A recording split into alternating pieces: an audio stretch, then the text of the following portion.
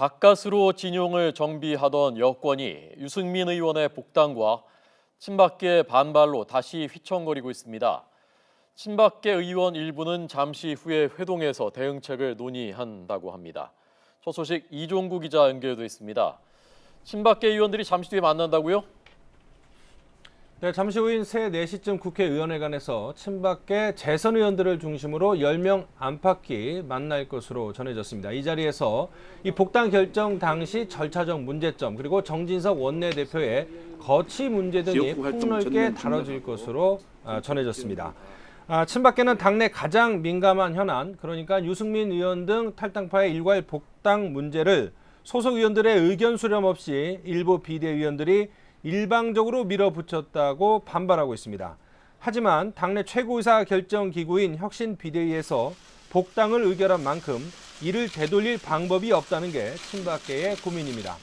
이 친박 원로인 서청원 의원도 의견 수렴 없이 서둘러 복당을 결정한 건 아쉽지만 비대위의 결정을 따라야 한다고 말하기도 했습니다.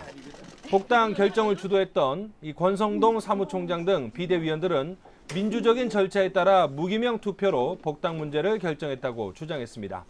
비대위원인 김영우 의원은 기자회견을 열어 일괄 복당은 새누리당의 혁신을 바라는 국민의 요청을 받들어 내린 결정이라며 이를 두고 쿠데타라고 한다면 어떻게 정치를 할 수 있겠느냐고 반문했습니다. 그러면서 일부 친박계 의원들이 정진석 원내대표의 사퇴를 언급하고 있지만 있을 수 없는 일이라고 못 박았습니다. 이런 가운데 당무를 거부하고 칩거에 들어간 김희옥 혁신비대위원장은 장고에 들어갔습니다. 김 위원장은 복당 결정 당시 정진석 원내대표의 발언을 문제 삼으며 위원장직 사퇴 문제를 심각하게 고민하는 상황입니다. 정진석 원내대표의 입장 표명 여부도 관심을 끄는 대목입니다. 복당 문제 표결을 주저하는 것은 범죄라고 한 자신의 발언에 대해 김희옥 위원장에게 2차례 사과한 것으로 전해졌습니다. 이처럼 유승민 의원의 복당 문제는 오는 8월 새 지도부 선출을 위한 전당대회를 앞두고 친박과 비박계의 당권 경쟁 구도에 상당한 영향을 미칠 것으로 보입니다.